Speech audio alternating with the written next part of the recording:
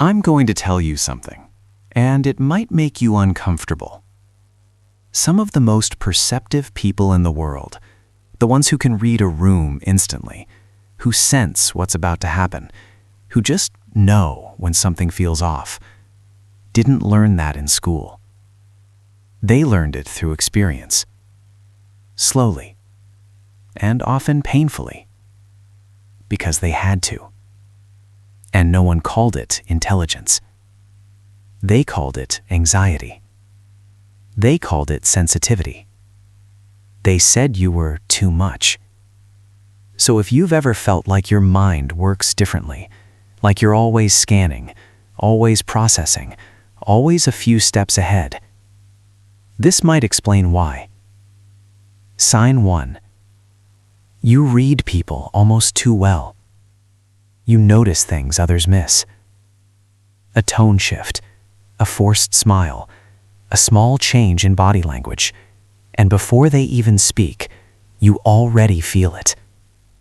And most of the time, you're right. That's not luck. That's adaptation. When you grow up in unpredictable environments, your brain learns to stay alert. This is called hypervigilance. It starts as survival, but it doesn't switch off. It stays with you. In every room. In every relationship. Sign 2. You feel things before you understand them. You sense endings before they happen. You feel distance before it's explained. And when you try to explain it, you can't fully put it into words. Because your body already knows. Emotional experiences get stored differently. They bypass logic and go straight into feeling. So you often feel the truth before you can explain it. Sign 3. You understand complexity. You know someone can love you and still hurt you. You know life isn't simple. Most people want clear answers. You learned early there aren't always any. So your mind adapted. It became comfortable with uncertainty. Sign 4. You feel deeply. Not just your emotions, but other people's too. Someone else's pain can feel like your own.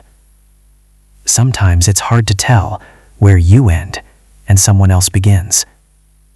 That's emotional absorption, and it can be overwhelming. And there's something important to understand. These abilities can also work against you. You might see threats that aren't there. You might carry emotions that aren't yours. You might feel exhausted without knowing why. That's not weakness, but it is real. Sign 5. You pull back when things start going well. Right when something feels good, you create distance. You overthink.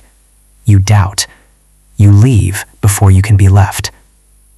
Because for you, calm never felt safe. It felt like the moment before something went wrong.